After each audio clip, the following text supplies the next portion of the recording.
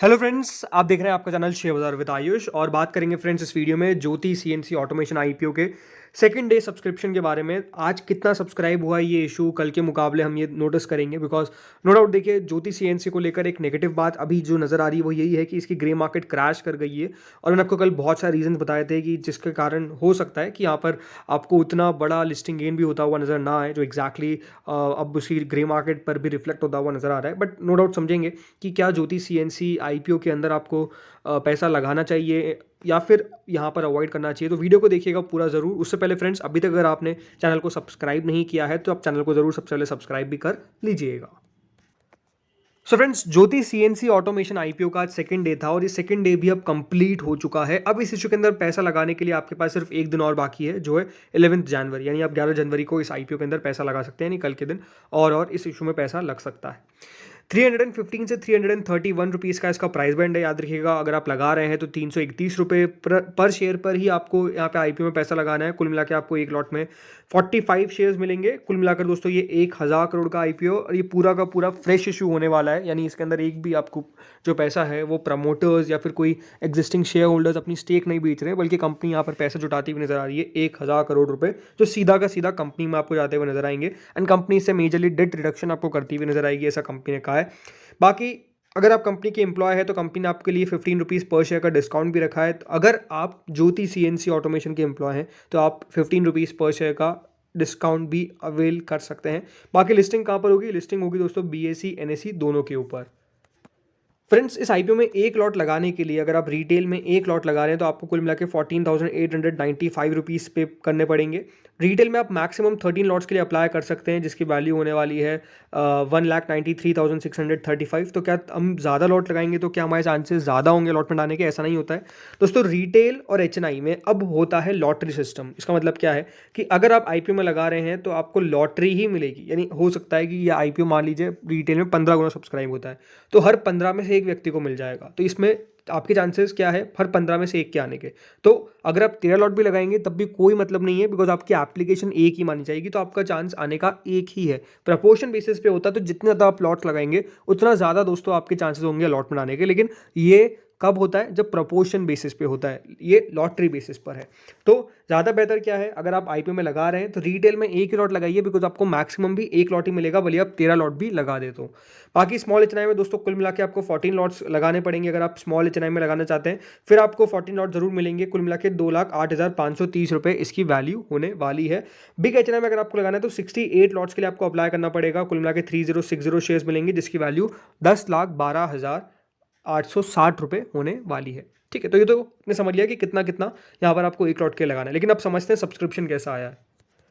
So friends, जो पहला दिन था वो काफ़ी शानदार था, ये मैं कह सकता हूँ। रीजन सिंपल है क्योंकि पहले दिन अच्छा पैसा निकल कर आया। क्यूआईबी ने जरूर कुछ नहीं लगाया था, ऑलमोस्ट 2%। एचएनआई ने 3.84 टाइम्स लगा दिया था। रिटेल ने 8 गुना, ऑलमोस्ट 9 गुना के आसपास हम कह सकते हैं पहले दिन इस इशू को भर दिया था। एम्प्लॉय ने कुछ ज़्यादा पैसा नहीं लगाया था, मतलब ठीक है लगाया था, यहाँ पे अपडेट गलत दिखा रहा है। बाकी 2.70 टाइम कुल मिलाकर दोस्तों ये जो इशू है वो फर्स्ट डे सब्सक्राइब होने में कामयाब हो गया था। नहीं, पहले दिन जो सब्सक्रिप्शन निकल कर आया था वो बढ़िया था, कोई दिक्कत नहीं थी। ठीक है, तो अब सेकंड डे कैसा रहा है चलिए ये देख लेते हैं। तो सेकंड डे दोस्तों क्यूआईबी पोर्शन 23% सब्सक्राइब हुआ है, यानी अभी भी क्यूआईबी पोर्शन में आप कह सकते हैं कि जो इशू है वो फुली सब्सक्राइब होता हुआ नजर नहीं आया है। ओनली 23% अभी करंटली क्यूआईबी पोर्शन सब्सक्राइब हुआ है। कुल मिला के 70 करोड़ के आसपास दोस्तों क्यूआईबी ने लगाए। देखिए, आपको एक बात बता देता हूँ, क्यूआईबी मेजरली फर्स्ट और सेकंड डे ज़्यादा पैसा नहीं लगाते हैं। ये कोई बहुत बड़ी बात नहीं कि अगर क्यूआईबी का पैसा कम आ रहा है तो आप सोच रहे होंगे कि अरे पैसा क्यों नहीं आ रहा।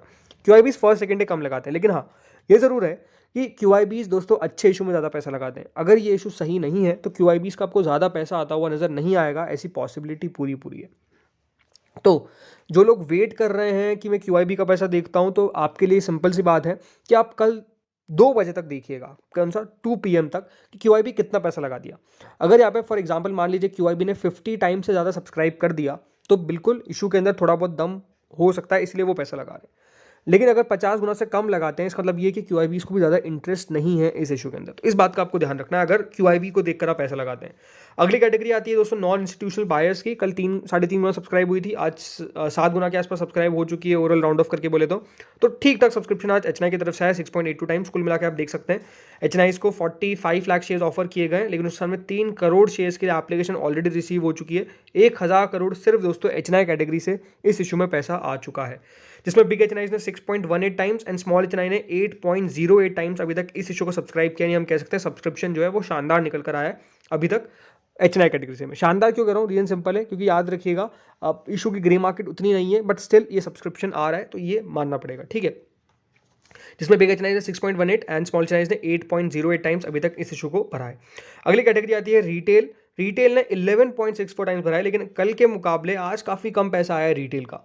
कल ऑलमोस्ट 8 गुना से ज़्यादा सब्सक्राइब हो गया था, लेकिन आज कितना हुआ है, 11.64 टाइम्स। इसका मतलब क्या है कि दोस्तों आज रिटेल ने पैसा ज़्यादा नहीं लगाया। रीज़न क्या है, ग्रे मार्केट।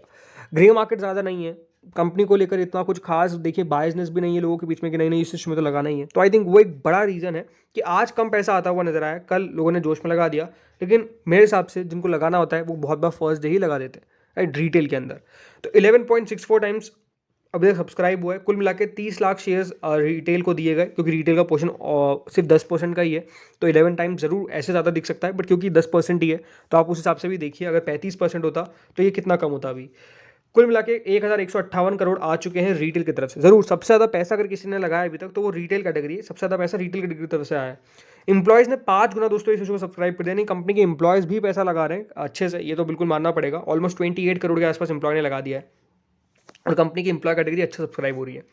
टोटल मिलाकर 4.11 टाइम्स ये दोस्तों जो इशू है वो सब्सक्राइब हुआ है अभी तक 2 दिनों के अंदर। कुल मिला के कंपनी को 2273 करोड़ रुपीज़ मिल चुके हैं। लेकिन ज़रूर कल का देखने वाली बात सबको बता दिया क्या है, इंपॉर्टेंट यही है कि कितना पैसा आता है क्वालिफाइड इंस्टीट्यूशनल बायर्स की तरफ से, बिकॉज वो कितना पैसा लगा रहे हैं ये देखना मेरे लिए बहुत दिलचस्प होता है, बहुत इंपॉर्टेंट होता है। बिकॉज अगर वहाँ पर अच्छा पैसा आ गया इसका मतलब ये है कि हाँ उसके अंदर कंपनी उनको वैल्यू एटलीस्ट दिख रही है, अगर एक नॉर्मल इन्वेस्टर को नहीं दिख रही है तो। बाकी 2 दिनों में आप नोटिस कर सकते हैं कल के मुताबिक आज कम पैसा आया है। अगर मैं ये कहता हूँ तो गलत नहीं होगा, कल 2.7 टाइम सब्सक्राइब हो गया था, इसके हिसाब से आज ऑलमोस्ट ये 5 गुना के पार जाना चाहिए था, लेकिन ओनली अभी तक 4.11 टाइम सब्सक्राइब हुआ है। इसका मतलब ये है कि कल के मुताबिक आज आपको कम पैसा आता हुआ देखने को मिला है। और रीज़न क्या है, रीज़न आपको बता दिया मैंने, रीज़न सिंपल है। आई थिंक इसकी जो ग्रे मार्केट है वो अभी अच्छी नहीं चल रही है, जो एक बड़ा रीज़न हो सकता है। कितनी चल रही है ग्रे मार्केट, चलिए ये देख लेते हैं।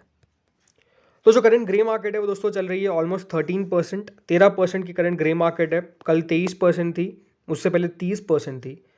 30% से गिरते गिरते 23% पर आई और आज दोस्तों सीधे 13% पर ग्रे मार्केट हो गई है।